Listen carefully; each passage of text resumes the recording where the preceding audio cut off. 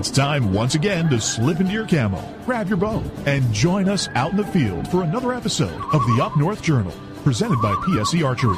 The Up North Journal crew is knocked and ready to rock for another exciting adventure. So let's step outside and hit the trail.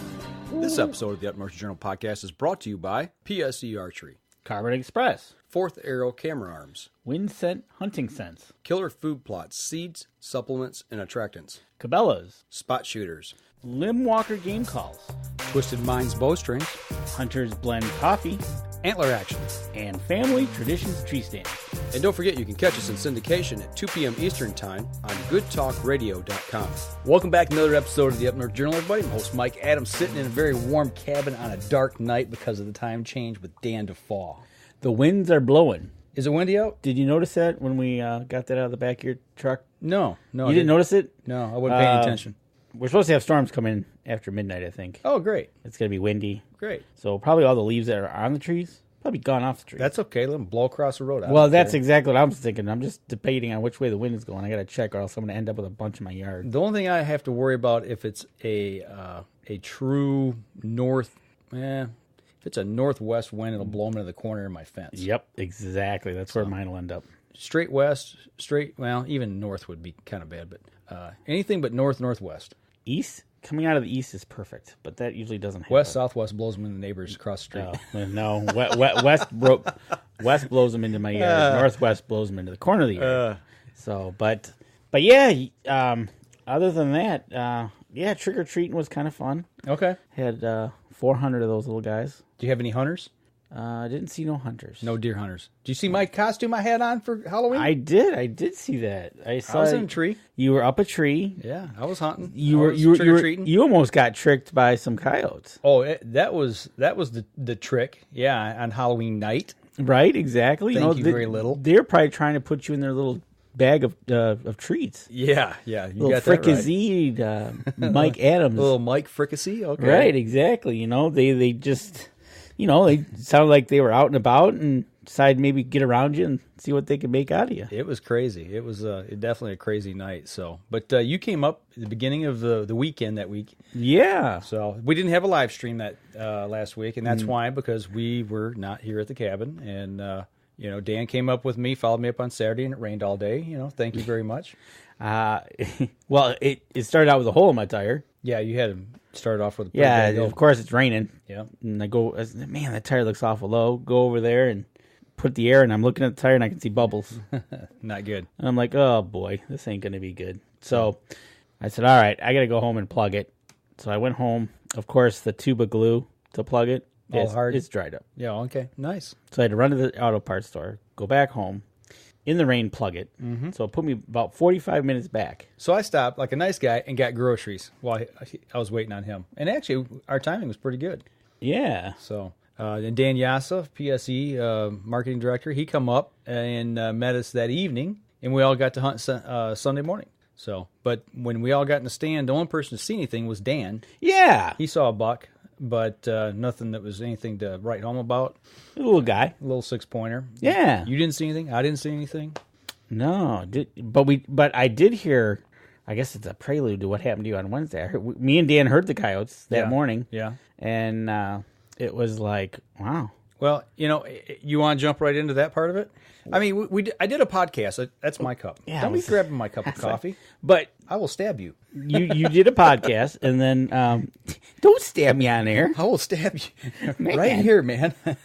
You take my coffee. That's war.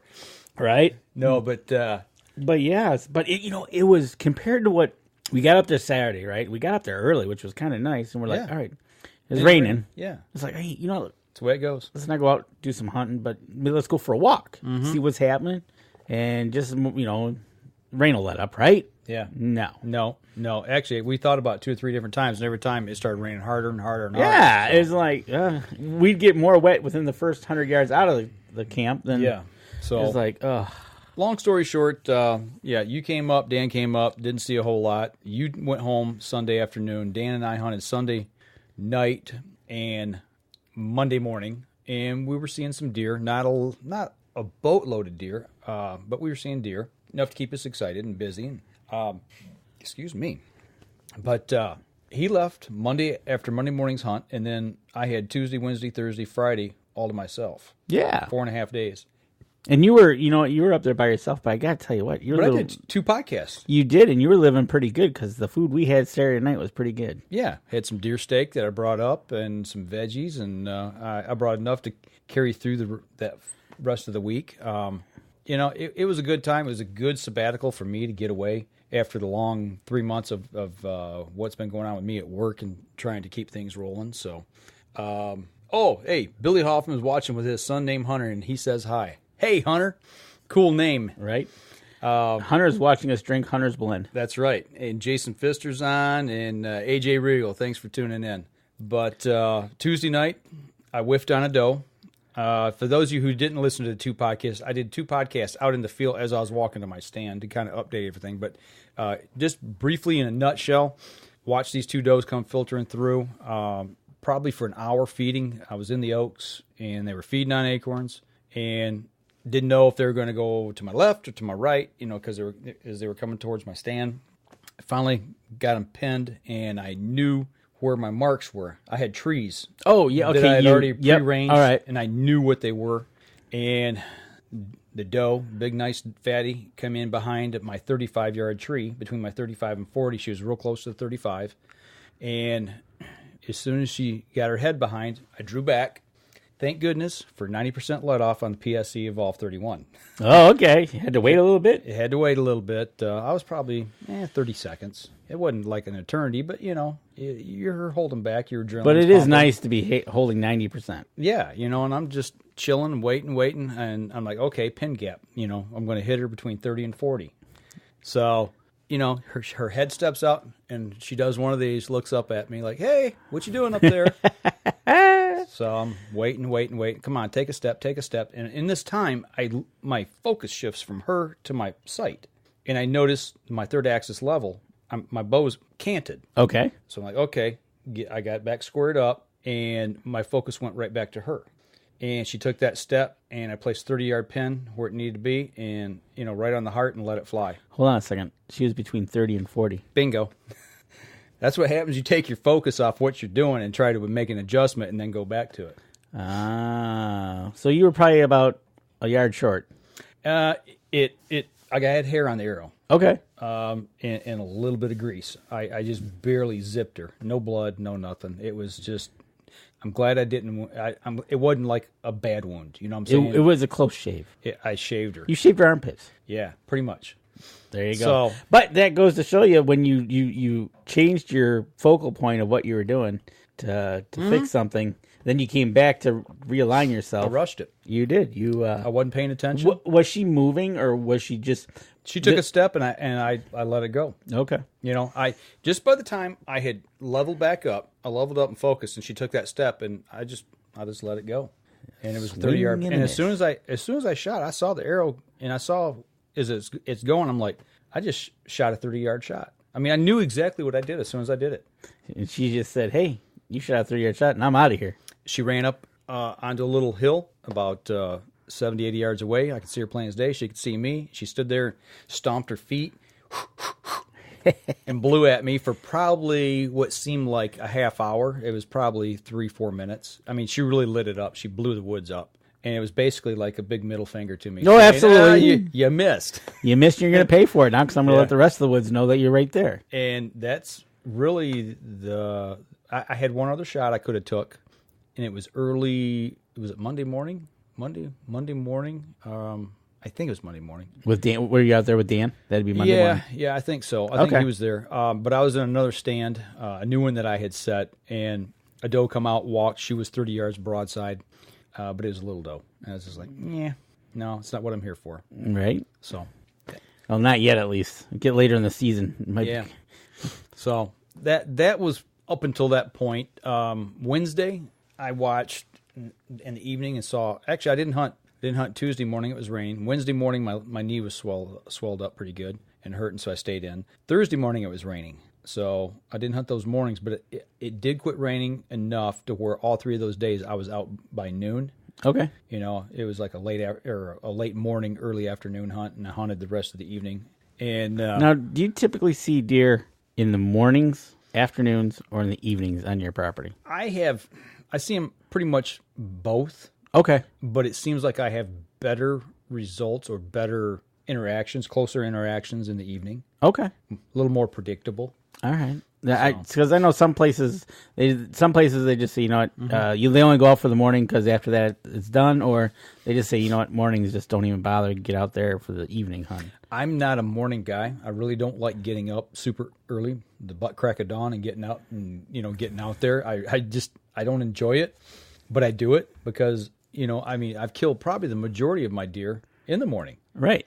And on my bow hunts. I've not stacked up a lot of deer with a bow. I think I've killed three or four, and they've all been evening. Okay. It just seems like I get deer to work closer to me in the evening. Setting up on food sources and things like that. But this year I set up on some ambush points. Tried changing some things up a little bit, and I don't know. How's the you got up there? How's the cameras? Were they showing stuff to get out there and be after, or you're not seeing? I got some pictures I do want to show tonight, but I almost pulled one up. I was going to show you, but I think it's a 2.5-year-old 8-point. He's not big enough. He's not mature enough. He's got little nubs. He's got he's wide, body's healthy. It's a nice buck, but when you're trying to get the age of the herd up in the buck category, buck category up, you're trying to let them go. Yep, and you didn't see any does that you missed on the doe that you could have had. Yeah, but yeah, exactly. That's one of the things. Had I had a rifle, I could have stacked doe. Oh yeah, that's that's the way it goes. That's what makes bow hunting so much fun. Right. You got to get them within that distance. Where, like you said, if you would have missed that deer at 30 yards, then you saw the deer at 70 yards, you still would have had her. Yeah, exactly. So, but that's hunting. That's the way it goes. That is hunting, and it's another thing is just getting out there. I'm glad the weather changed for you because it changed. It changed. It quit raining, then it rained in the morning. Those 2 mornings it rained. Then the last day it was nasty. So welcome to October, right? And November, beginning of November. So hey, Josh Hagerman, Tom Gensel, what's going on? They did you see any rud activity? Anything chasing the does, little guys, big guys? Yeah, I saw 3 bucks. Back up just a little bit. Talking about seeing anything worth shooting on trail camera or whatever. The activity that I've seen on trail camera and in the field this week, is really encouraging. But they're young bucks, but I've seen more different bucks than I've seen in a long You're not time. getting the same. I'll just pick a number, 7 bucks between the cameras going, oh, yep, he was just over there. Yeah. You're getting a more of a visitorship to the area of different bucks. And I bet you, I would say somewhere between 10 and 15. 15 is probably on the high side, but 10, 12, 13. Well, that bodes well for the future, right? Yeah, exactly. You typically up at our place, we've seen, I know last year we seen, at one time I seen 10 different spikes and little guys, and you just like, okay. So next year should be better. And so far it's been okay. So for you, same thing, right? You get the little bucks, hopefully let them go, because you do have some big ones there. There's no doubt about it. They don't get big for no reason. I've seen a track that I actually I'll talk about in the next segment here that I actually got on and tried to hunt, and that was actually Wednesday. Coyote. What I'm referring to is Coyote Wednesday now. Yeah, exactly. You instead of Halloween, you had Coyote. Or actually, no, I take it back. That was Thursday. It was after the coyotes. So, but I tell you what. Let's step outside. Let's take a quick break. We come back. We'll continue the conversation. We'll be right back after this message.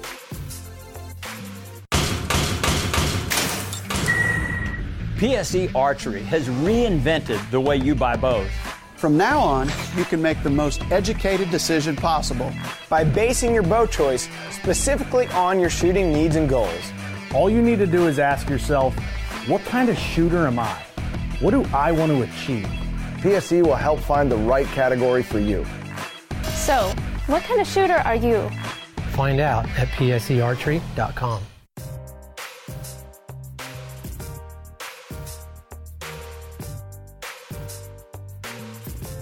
Welcome back. Second segment of the show.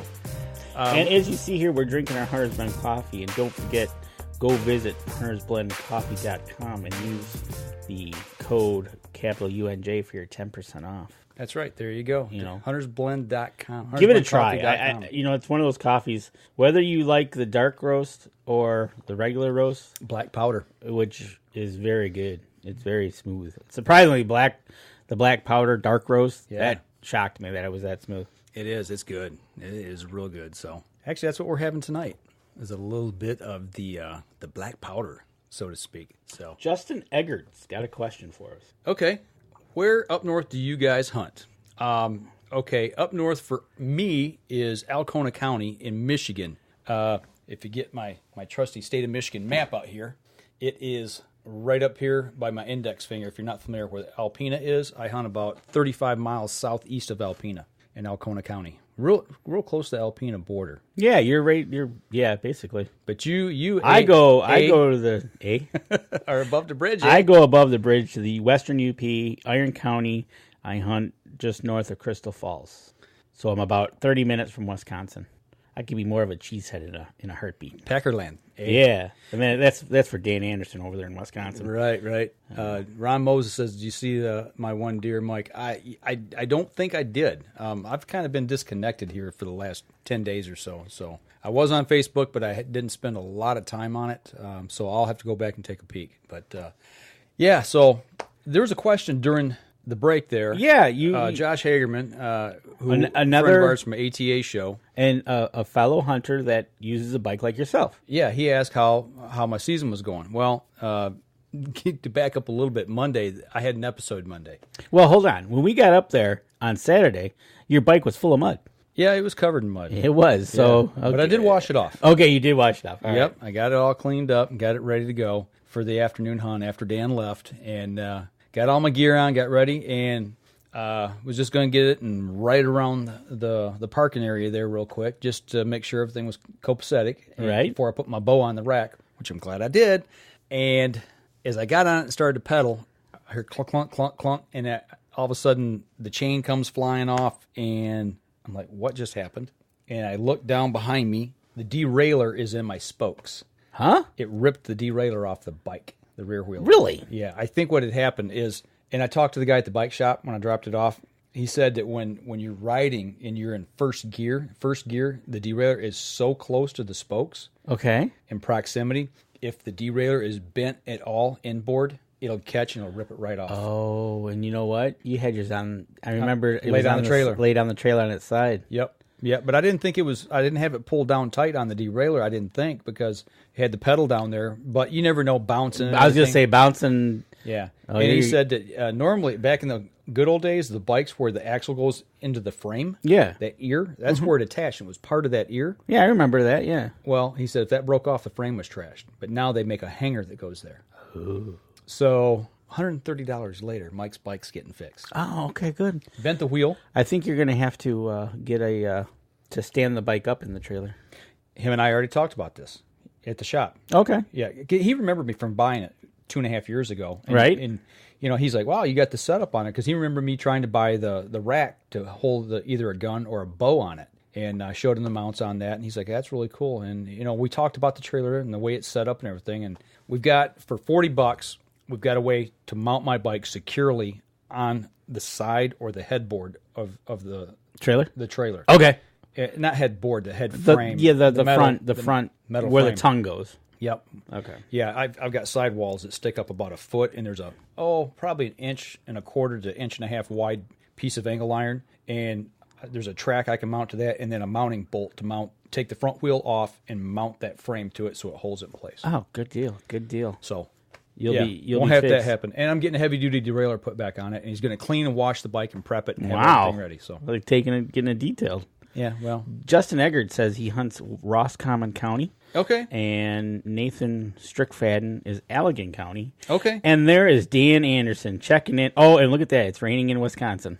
Keep it over there. And he's at deer camp, it looks like. Good for him. Shoot something. I didn't. So Tim Miller says it's been slow and quiet on state land in Otsego County. Otsego County. I killed my first deer in Otsego County. Did you? Yes, I did. The one that you can't see that's right there. Wow. Michigan 2.5-year-old 8-point buck. Yep. I was 17 years old, and it was running with a bull elk. when I shot it. I kid you not. Was the bull elk chasing him, or was he chasing the bull elk? The bull elk came in and stopped 30 yards off to my side, and the 10 deer came running through behind him and right in front of me, and they were all does except for him. Really? And then double tap. Don't ask me how I managed to double tap, but I boom, boom, and he dropped in his tracks. So I got lucky. You did. 17 years old. 17 years old. Yeah. It's on the wall. Yep. So, But yeah, I've been seeing also on Facebook, man, there's some nice bucks going down. There's some nice deer going down. Does, bucks. There's one in southwest Michigan that was shot. Yeah. David Boggs said, "Oh, you finally got some nice deer up in Michigan." And I was like, "Yeah, I think that one crossed the Indiana border and came up here." Exactly. I think it was a monster. Was a monster. But, So you had a bike episode. So then I walked. I was going to say, they happen on Monday, then the rest of the week you're walking. I'm walking, and that's why my knee swelled up on me on Wednesday. Wednesday morning I woke up, and my knee was really bothering me. So I was like, I'm not going out. Yeah. It doesn't take much to keep me indoors in the morning. Rain. I'm not a fan of rain. A headache, a backache. Gun season is a different story. Mm-hmm. If it's raining, as long as I get to my blind, you're sitting in a shooting house. You know, as long as I get to my blind, get me in there. I'll be dry, and with a gun, I'm not worried about needing that blood trail. Right, exactly. Well, last year opening day, it rained for 36 straight hours, and I sat out all day in that in my hunting, my shooting house. So and I wonder, hey Dan, if you're still listening, I know it's raining, but did you have any snow? Hey, the Spencers are watching from our camp up at Birch Creek. Oh, okay. So let's get to Coyote Wednesday. Yeah. Hey, Mike Shadwell's tuning in, and he got a nice buck down his way. Everybody's killing deer but us. Well, no, I already got mine. I'll take that back. You killed a deer. So I'm just waiting for the next season. Right. So, but we'll see. So Wednesday evening, I get out in a stand. I'm sitting there. I got out by noon. Like I said, sit all day, and nothing. Up until about 5 o'clock, 5:30. The last hour and a half. And I see some does coming off the food plot, making their way up into the oaks. I'm like, okay, maybe this will be a repeat of Tuesday. Maybe they'll come back through. No, they didn't. They just kept on cruising, went to the neighbor's property. That's another thing. Yours is not a square block of land. No, it's L-shaped. So I don't. You have I don't know how to say it. Like a round that the deer go on that you'll see them, let's say in one corner of the property, and then I don't know, at the top of the side of the property you'll see them come through, and then they'll make their way around. I typically don't see that. I think more of ours is a crossing. Okay, back and forth. I mean, there's just the dynamics of we've got so many different dynamics to our property, the way it's set up. Because bedding areas and food sources and water and some deer I'll see on our northwest 40, and they will make it down to the east 40, and they'll jump the road, come down, and I'll see them come through. Okay. And then it's a matter if they go right or they go left, and then sometimes the buck that I shot was going east to west all the time. So I was just wondering if you were picking that up. No, the neighbor to the west of us, he's right down in the corner of the L, along the long side, and then down in the corner of the L. He doesn't really hunt heavily. Okay. His property doesn't see a ton of action, and it's kind of I consider it like a sanctuary. Mm-hmm. Absolutely. It's the bedding area. I mean, really, our property line, we got a 2-track that runs right along the fence. It's a single piece of wire. It's not a fence. But that 2-track past that is the bedding area. I mean, it's the top of the oak ridge. It's set up perfect for them to bed off of our property, come down through the oaks, and hit my food plot or the water source that's just to the north of my food plot. I mean, it works out really good. I mean, I'm in a perfect spot for transition and to catch them coming and going. And that's what I did. I set up right in the middle of what we call the high and low road.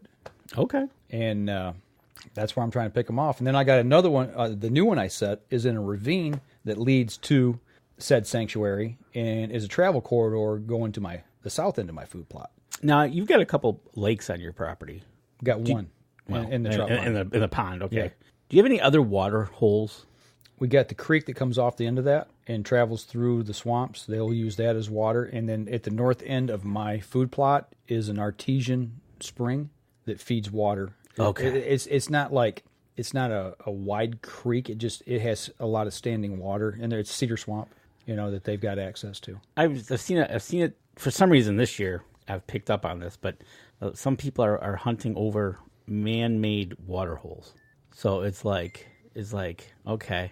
So I don't know. It'd be interesting to try to get this to work because I know people who've made ponds. I mean, right? And our lake was made. Yeah, exactly. But this is basically, I want to say, we'll just take the size of this room, deep, and they make it so the water gets in there, right? And then I've seen how they made them. They use a tarp, and so the water stays, and it's just interesting. And I was thinking up on our property. Need a water hole. Yeah, I'm like, well, okay. Get an excavator. Right? Exactly. I'm like, oh man, that's another thing I got to worry about. But I think I have the perfect spot for it. So it's like, okay. Add that to the list of to-dos. There you go. So Charles Byram is in the house. Hey, Charles. Charles, you and I are going to talk about tree saddles here one night. I might actually get you on the show to pick your brain a little bit. But so anyway, I forget where we were talking. But anyway, we're talking about your bike. And then the buck's chasing the does a little bit. We're to Wednesday now. Yeah, so they went up over the hill onto the neighbor's property. The does did. There was 3 of them. And then it wasn't 5-10 minutes later, I heard crash, crash, crash down the swamp coming from where the artesian spring is. I'm like, here comes a buck. Yep. Sure enough, boom, he pops up. He's about 60, 70 yards away to my north. I was like, well, he's too far away. And he's nose to the ground, looking up, nose to the ground, and went right the same way. So, okay. He's bumping. And then a half hour later, another buck. Same thing. About the same size. Small 6 or forkhorn. Okay. Just sniffing. But, yeah, that happened. That was Wednesday. And then that happened probably 6:15. So this is before, this is before time change. So it's still like you've got about 45 minutes. Last shooting light 6:45. 6:45. I couldn't see my pins well enough to shoot. Okay, 6:45. Okay, so you're about a half hour before that. So I look at my watch at 6:28, and I'm like, I'm just going to start getting a few things ready, start putting a few things away. So I'm going to start to get down and get out of here. I'd had enough, and I stood up, and I'm facing the tree, and I'm using my safety lines, folks. If you guys aren't using safety lines, you're crazy. You better be tethered in. So. I'm working around everything. Got my safety line all cinched up. And what's nice about that is you can put a little pressure on that. Yep. If you want, and you can relax just enough to kind of take a load off and not worry about losing your balance when you get tired from standing in the stand. So putting a few things away, and no sooner than I open that backpack and put a few things in, I'm looking, and then I'm looking due east, and then to my northeast, a quarter mile, I hear a pack of coyotes cut loose. Okay. 4, maybe 5. I mean, there was a lot of them. Like, okay, whatever. Keep putting some stuff, fiddling around. And it wasn't 15, 20 seconds later to the southeast, about a quarter mile away, another pack of coyotes. 4, maybe 5, cut loose. And I'm like, this is interesting. Right? Because now it's like, okay, there's 2 packs out here, and, it starts to make you think a little bit. It wasn't another 10, 15 seconds to the southwest of me, a quarter mile, over in the neighbor's property where the deer had went, but it was further south. Another pack cuts loose. 3 packs so far. So there's probably 3 in that pack. I'm figuring, that's what it sounded like, about 3. Right.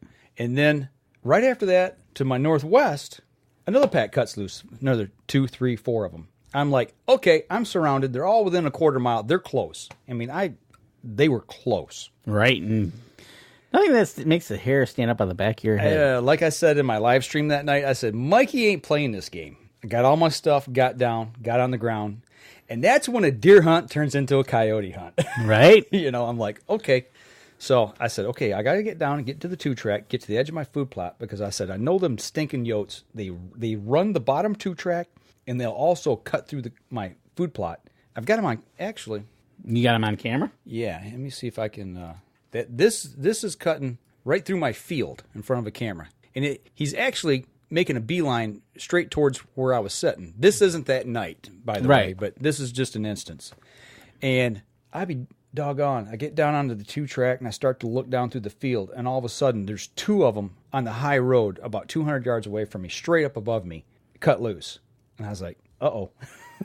they're coming in for the kill. And you be the kill. Yeah. So I'm like, okay. So I kept my eyes peeled, and I'm like, if I see one, I'm going to smoke it. Heck yeah. So it's all fair game at that point. yeah, we do have a coyote problem, and actually this picture here is on the low road, and what you can't see. Actually, let me see. Can I take this? I can take that down. Oh, wait a minute.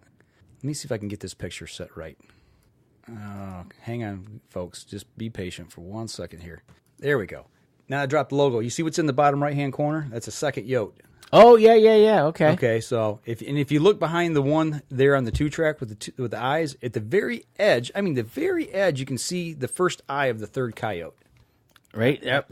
Man, they're just single file down that road. I don't know how many times I've seen coyotes come down in front of this camera and run 3 at a time. Man. Yeah. And there you go. There's a nice little furry critter. In color. Yeah.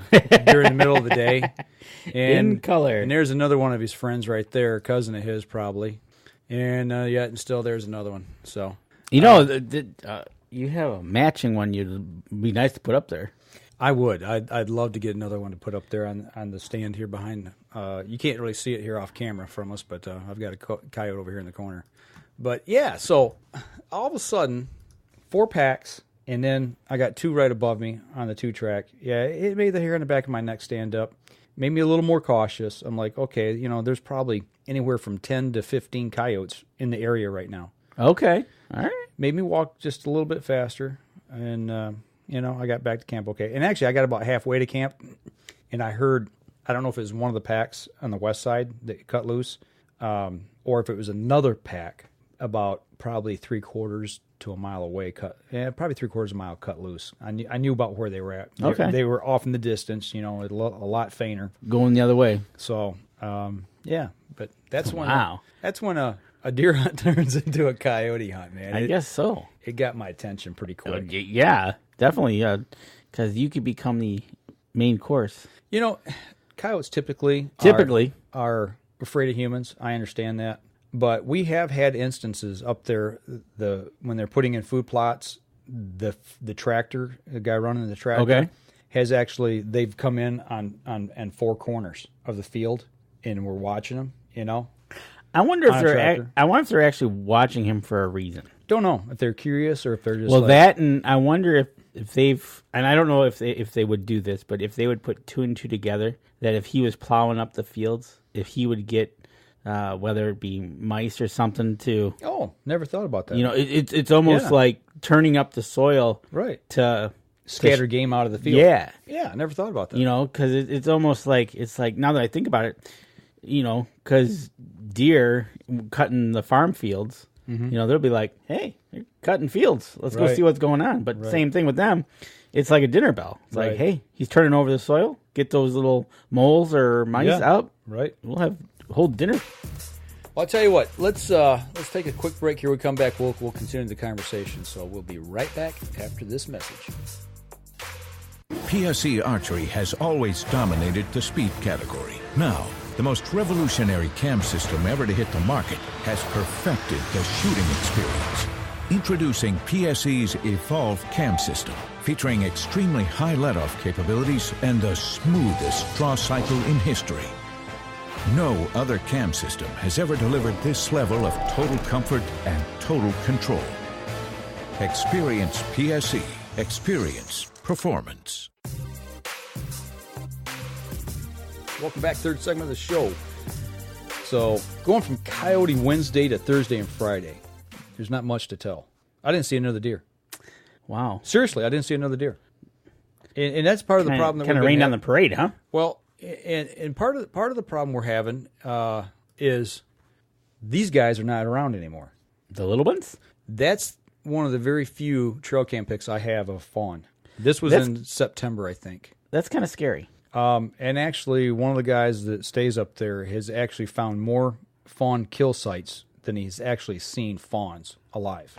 That's not good. So, when you get into this situation, it starts turning into, okay, you're killing fawns, but that's part of our buck crop, future buck crop. And let's just say that if you're not doing deer management and you're shooting anything that's a 6-point or a 4-point or an 8-point, maybe you got a real nice 1.5-year-old that's throwing an 8. Maybe you got a real nice 2.5-year-old 8-point, and you're not practicing deer management, and you're whacking them. Well, when you lose an age class, Yep. you lose your fawns for the next year. You lose that whole section, and that's kind of what I've been trying to preach to our guys at camp. If this holds true, and what's happening is what we think's happening, if that actually happens, and we see a big reduction of recruited fawns in the next year's herd, it's going to be detrimental for us for a couple of years. Absolutely. Especially since we've laid off the bucks for the last 2 or 3 years, and we're starting to see more bucks now. If we go in and we shoot those 6s or those 8s that are 1.5 and 2.5 year old, all of a sudden we're right back to square one, and maybe even worse. Well, that's 2 years later. You lose an age class. So you definitely, it sounds like, need to get up there and do some January, February yote hunting. I'm actually considering taking a coyote rifle with me to the deer woods this year. In all seriousness, and taking maybe a caller, like a mouse squeaker or something, and early in the morning, and just hit that a couple, and see if I can call in a yote and take a 223 and pop one. Yep. And just start laying the smack down. I mean, I know right now we don't have a lot of shooter bucks around that I haven't seen on camera anyway. I mean, I know there's some there, but what are we trying to do? Are we trying to manage the herd, or are we there just to kill bucks? Right. So, well, if you're having a coyote problem to the point where you're losing age classes just to coyotes alone, right, that's an issue. See, I lose them to Mother Nature. I can't fight Mother Nature. We got bear, we got bobcat. Well, there's the other part of that question is, okay, so what percentage is the coyotes taken to the bears, to the bobcats, right? I think they probably take close to half, maybe a little more. I just think there's so many more coyotes than there are bear. And Have you seen a lot of bears on camera? I've seen no more than what we usually see. Okay, so you don't think the population has grown in that segment? No, but we haven't hunted any bear off our place in quite a while. I think the last one was 2 years. He got it 2 years ago. 2 years ago, and that was the first one in probably 2 or 3 years. So you and I've talked about trying to do a hunt up there. But that's the thing, you're gonna have to get up there and maybe, like you said, whenever you're up there, have that rifle ready to get a chance to smack one. I'm considering it. I don't know how much gear I want to take in. Actually, I should have had my backpack that I was hauling in. I think it weighed about 20 pounds of worth of gear I was hauling in this time. Hey, Jay Scott, what's going on, man? Good to see you in the house tonight.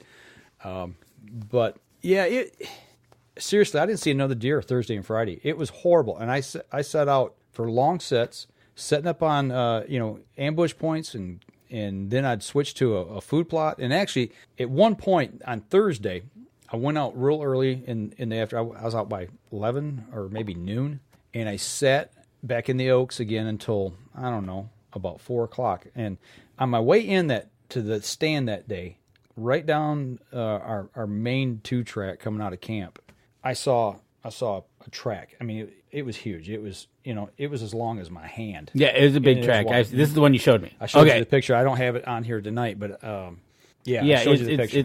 It's a very and it was walking. It wasn't running because the gate. You could see the gate, and it was just one after the other, and it was a hog. Heavy deer. It's heavy on the hoof. Yep. And it's splitting just walking. Yep. So and it wasn't mud. Nope. That it was putting its tracks in. Nope. So nope. It was definitely.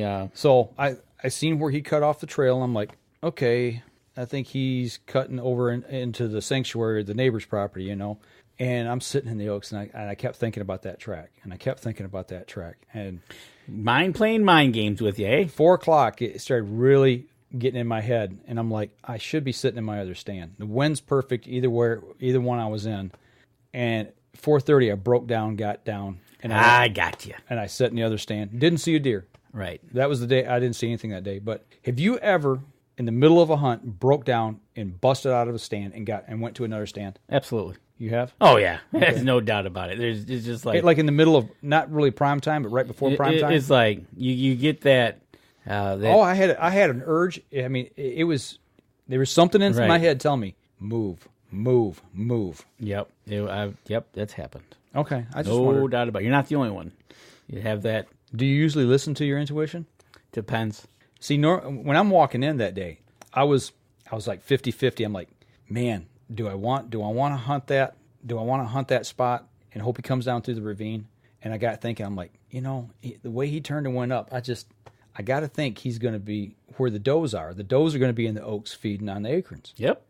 I'm like, so that's why I went down there. And then, it just kept weighing on me heavy. And I was like, no, I'm going to the ravine. And that's where I wound up setting for the rest of the night. So, well, he's there. He's still there. Like to get him on, like to see him on camera. That's what I was hoping. I did put a camera there. Okay. And it was there for 3 days, 3 days. And I went back to hunt.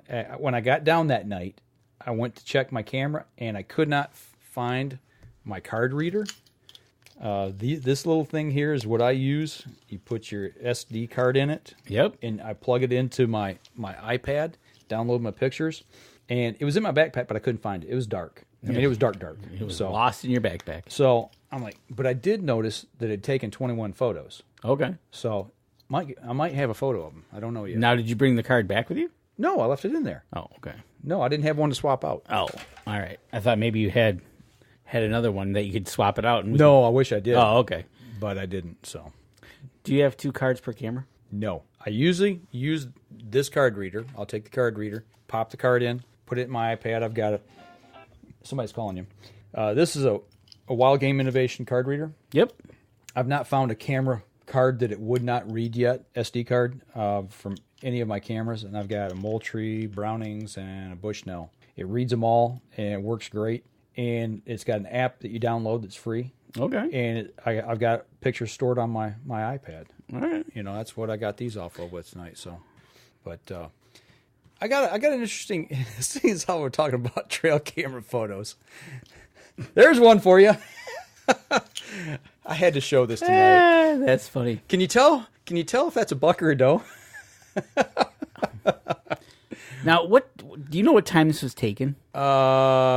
Actually, I think if I go over here and move the photo up, I think I can. Because look at it's 7:30 a.m. Okay, because you look at the shadow that it's throwing in the background. Yeah. But yeah, I think we can tell what kind of deer that is. Here, let me put it back up put it back for the folks. Well, you can see the antlers there if you look up. there, I think. Yeah. You can see the front of that, and then my brother says they were cutting the corn 200 feet behind me and a fork corn 45 yards in front of me, and then a very nice 8 or 10 minutes later. Nice. That's what happens when they cut the food. But you got another one. Yeah, here's one for you. I don't know if that's the deer shooting me the middle finger. Well, I think he's trying to tell you something that I'm here, but you don't know what I am. I'm a mystery. Yeah, I thought that was good. But here, I want you to look at this one. What do you notice about that buck? Can you tell? Yeah, I can see a little on the right side there, but I'm not. He has no right side antler. All he's got's a pedicle there. That dark spot's a pedicle. Really? Yeah. I should have zoomed in a little more to it, but yeah. Got an oddity there. Yeah, it took me a close look to really figure. I'm like, something's wrong with that deer, and I've never got this on trail cam before, and this was awesome. Fighting. They're not big deer, but they're sparring. They're feeling their oats. Yeah, usually you see little bucks, they'll just kind of butt heads a little bit, but these guys is getting down and dirty. Yeah, when they're laying down and one's pushing, they're getting into it hot and heavy. I thought that was pretty cool. And then this one was in October, and I found that a little bit odd that she was trying to feed. She's trying to look at the size of that fawn. That's a big fawn. I mean, that's probably an early drop fawn. I think so. But that doe's like, come on, really? Right, exactly. So and she's putting up with it. Yeah, actually, I've got 3 or 4 photos of them out in the middle of the field, and she's letting that really deer nurse. Yeah. I wonder if that's interesting. Yeah, I thought it was kind of odd that late in the season. I mean, I know they still nurse, but right. That was pretty big fawn. So yeah, been nursing pretty well, I think. You definitely got some things going on that property, and I tell you what, this is one of those things that the invention and the bring along of the cameras that you can put out there have totally changed.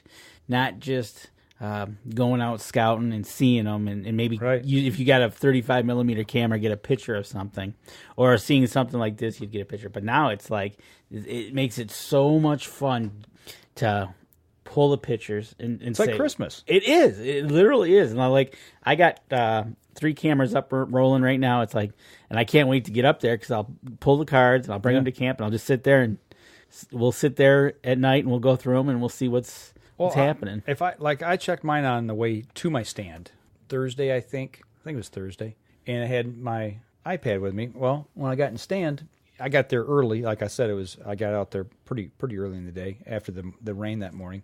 And I sat in the stand and I went through and looked at photos. I mean, I'd look at, a few and look up, make sure there's nothing coming. But yeah, it's just, it helped pass the time. That helps pass the time too, right? Then you see something, it's like, oh, okay, I want to save that one.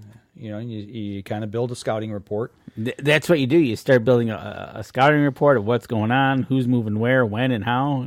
Right. So, no, it's all good. It was a fun trip. But I think the coolest thing that I saw while I was out was Monday. No, it wasn't Monday morning. It was Sunday morning when you were there. I'm sitting in the stand. I'm at the far end of the south end of my field, and this was a new stand that I hadn't hunted before. Or was it? Wait a minute. I'm trying to remember what day it was. No, because I had Dan sitting in that stand Sunday morning. This would have been Sunday evening, because I put him in the oaks, and then I sat in that stand. And I'm just sitting there chilling out, looking down through the field, and all of a sudden I hear, and I know the distinct sound of air cutting across the wing of a bird. Okay. It sounds like not a jet, but you hear that whistle coming in. And I look up, and just as I get my head about to right here, I see it coming. It's a bald eagle, and he's buzzing the treetops. Really? About 30 feet right over my head, and he just soared and then rolled out. Oh, that's awesome. Right over top of me. I was like, America, yeah. Yeah, right? We seen that one when we were heading into your camp. Yeah. Right along the river. Yeah, so that was 2 that I saw. And actually, I went over and visited some friends on Tuesday that were doing some consulting for us. And I seen one over there. You saw one over there? On their river, yeah. Yeah, I'm like, whoa, there goes an eagle. I said, that's the third one I've seen, this week. So, I mean, yeah, they're around. Yeah, they're around. Pretty cool. That is pretty cool. So, Chris Kreiner says, trust your gut and think outside the box. It's the rut and crazy tactics work. You got that right, Chris. Yeah, it did, man. That I sat there in that stand, man, and the whole time I'm there, I'm just wringing my hands, and I'm just thinking, I'm like, God, I need to be in that other stand. I know he's going to come through there, and he could have. I mean, like I said, I haven't pulled that card. Right. So, but man, I was just like, oh, I need to be in that stand. Probably went through at 4:25. Yeah, thanks. Probably did. That'd be my luck. See? I'm just trying to make you feel better. Thanks. Yeah, I like your encouragement. That's right. So, I tell you what, we're bumping up on our last break here, so we're going to step outside, and when we come back, we'll wrap up the show. We'll be right back after this.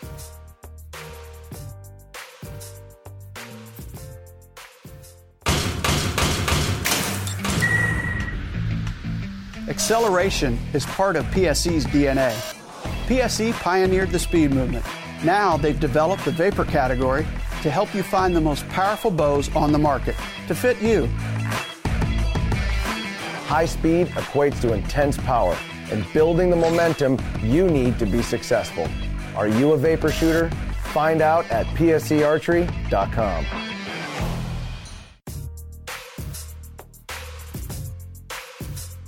Welcome back. Last segment of the show, everybody. You go up north.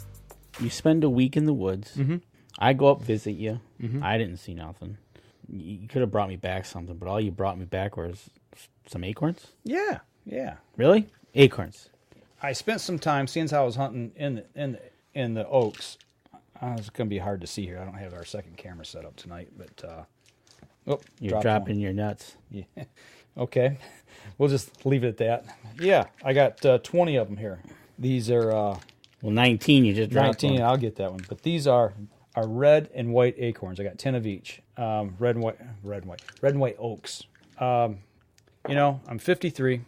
My grandson is 2. So in 50 years from now, if I get these to take off and plant them next year, when he's my age, those trees will be 50 years old. Yep. And maybe he can hang a stand in one of those future trees. Maybe. So, we can buy oaks, we can buy seedlings, we can buy rootstock, It doesn't hurt to try. I know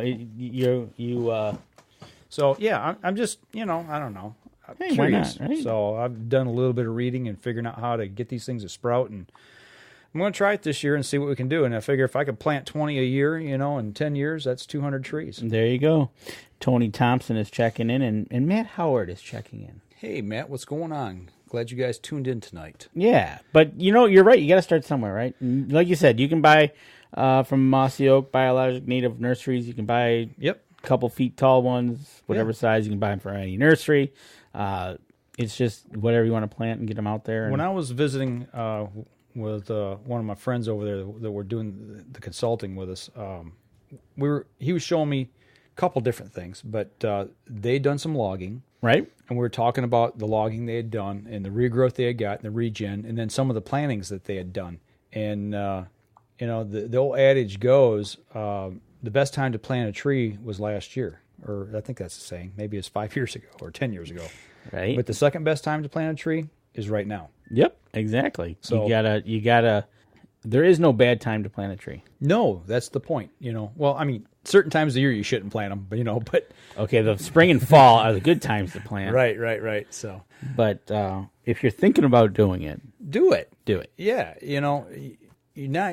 you can't go wrong by trying to help nature. I mean, that's right. You can do it the wrong way, but what I'm saying is the thought process of trying to do something and better your habitat. Why not? Why not try? Do something different. But worst thing you can do is just sit there and watch. Yeah. And there were some things that I learned about with the types of trees that they were planting and the way they planted them. And it was really cool, and some of the food plots, things that we need to do and didn't do this year correctly.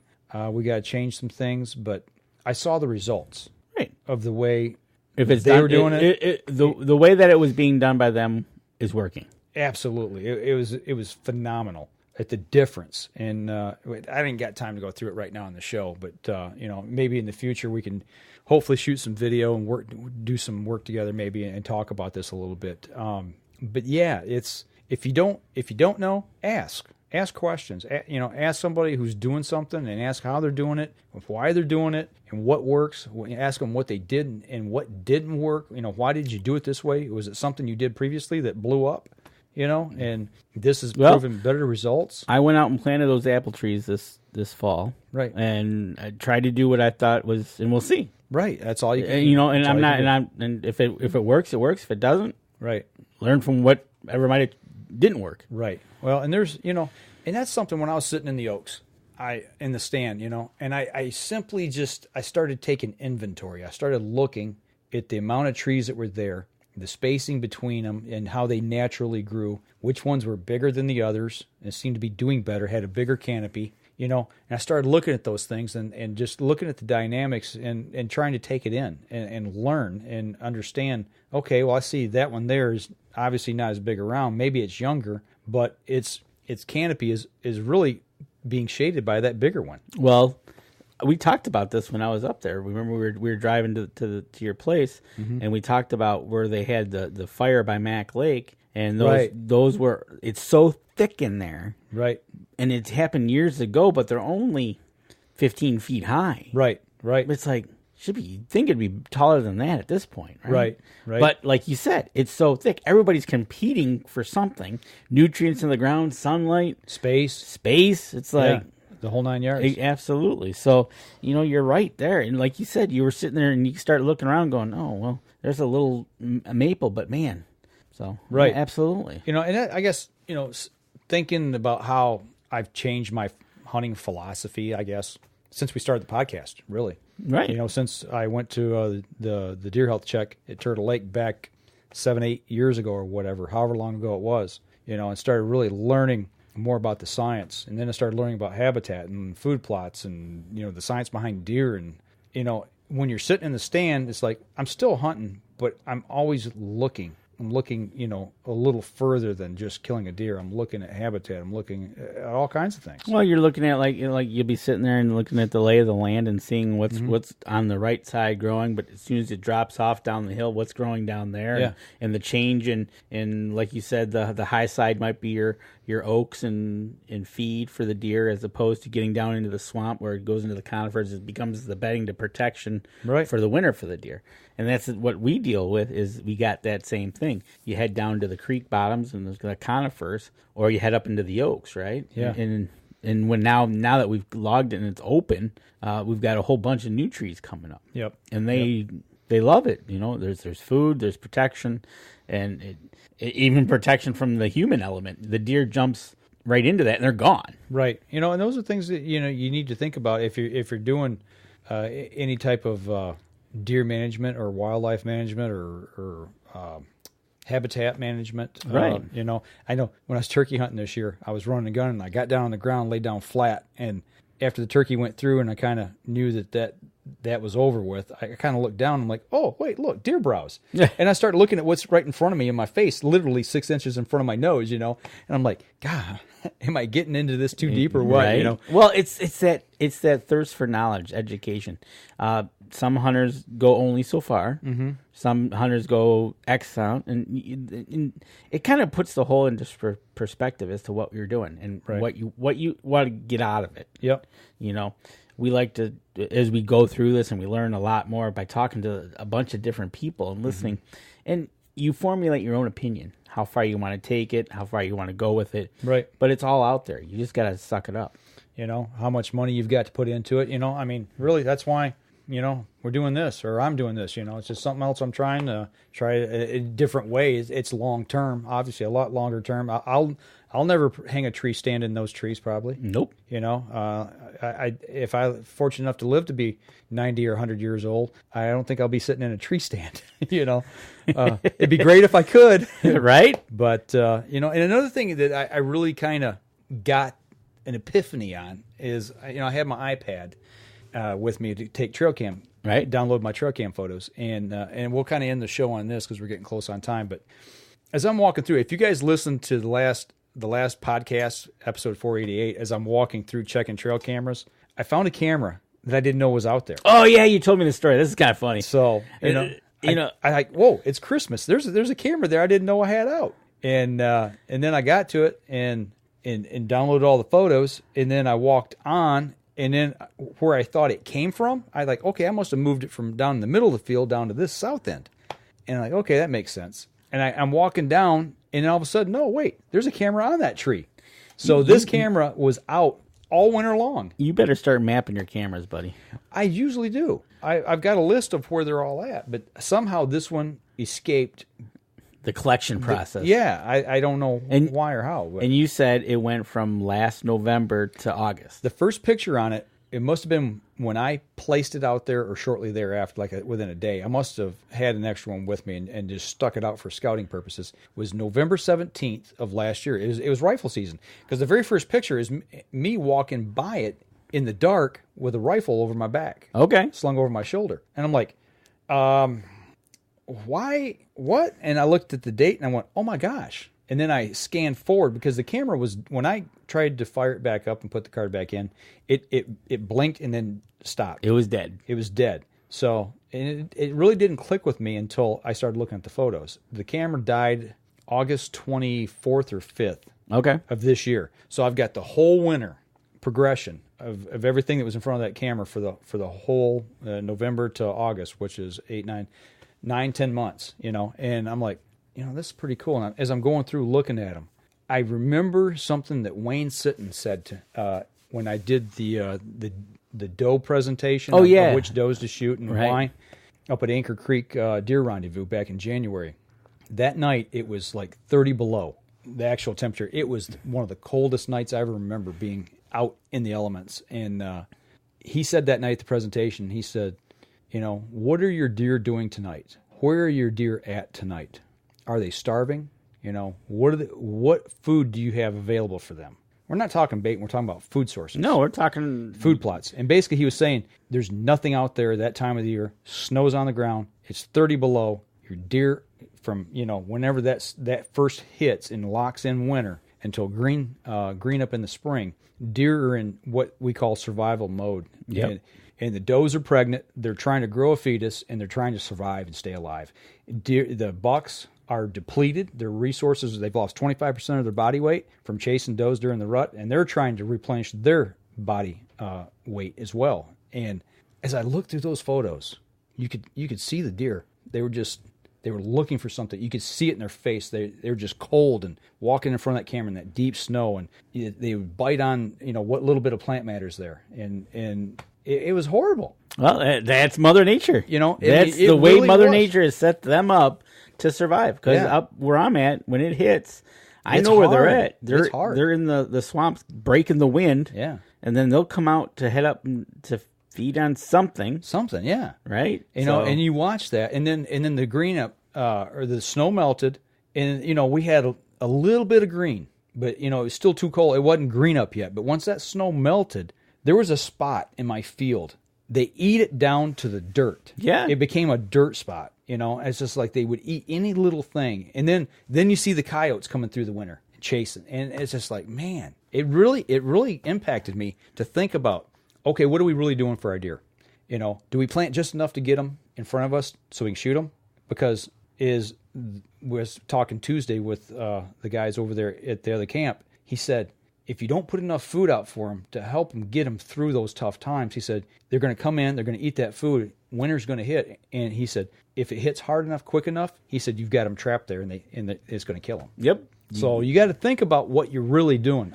When you're changing the dynamics on the landscape by putting a food plot in, what are you really doing to the animals? Yep. So and mine haven't seen now. We'll have to talk about that probably on another show. But the migration pattern, right? You're changing those things. You're making sure you don't want them to stop and get trapped, like you just said. If they come through and that gets them a little bit more to get them to where they need to be, that's probably perfect. Well, the problem is we're the only camps around that's really putting food plots in. So for about a 5 mile radius, you're probably the best magnet for food. Yeah, and the problem is we got too many deer there. They're coming in, they're wiping it out, and we saw the video that we did with the young buck that died. Starvation. Yeah, it's what we think was starvation. Is pretty much what it was. So, but. Yeah, so that was up north. That was your week of hunting and picking acorns. Yeah, so it was insightful, frustrating, fun, relaxing, stressful at times. I mean, it was a whole gamut of things. But you know what? I didn't think about work. The things that I went through the last 3 months at work. It all washed off me, and I kind of got my batteries recharged, and now I'm ready. And I don't know if I'm going up next weekend or not. It just depends on what's going on around here. I really don't know yet. But if I don't, opening day of firearm deer season is the 15th. We'll be in our respective camps. It looks like. Yeah, you may or may not be here next week. Yep, don't know yet. Still do a show. We'll have a show, whether it's call in or he's going to call. However, we're doing it. So.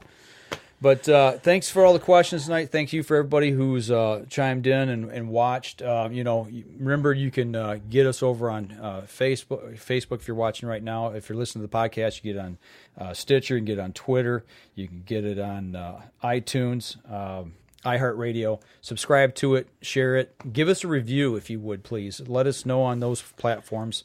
You like the show, you leave a comment. It helps bring our level up to where we get a little more recognition for other people to find the show. So we'd really appreciate it. One more thing to do.